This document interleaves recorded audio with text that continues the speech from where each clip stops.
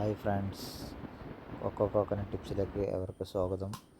ഇന്നിതാ തേങ്ങ വെട്ടലാണ്. 1500 തേങ്ങയാണ് ഇന്ന് വെട്ടി ഡ്രയറിൽ കയറ്റാൻ പോണത്.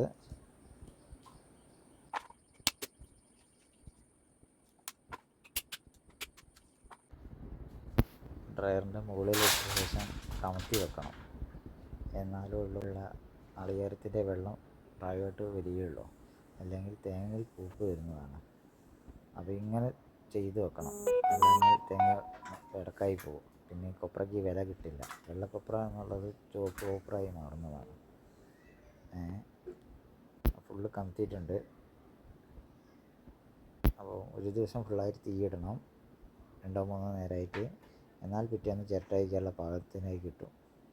പിറ്റേന്ന് ചിരട്ടയ്ക്കുള്ള പാകമായിട്ടുണ്ട്. ഞാൻ ഒറ്റയ്ക്ക് തന്നെയാണ് ചിരട്ട അയക്കുന്നത്. സഹായത്തിന് ആരുമില്ല. ഇന്ന് ഉച്ചയാകുമ്പോൾ അയച്ചാലേ ഉള്ളൂ ഒരു ദിവസത്തെ തീ കൊപ്രയ്ക്ക് കൊടുക്കാൻ പറ്റുള്ളൂ.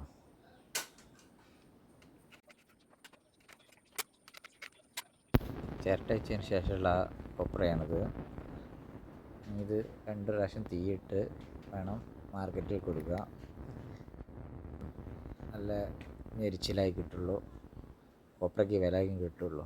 മാർക്കറ്റിൽ കാണുന്ന വില കിട്ടണമെങ്കിൽ നല്ലോണം ഉണങ്ങണം, ഉണങ്ങിയാൽ തന്നെ കിട്ടുള്ളൂ.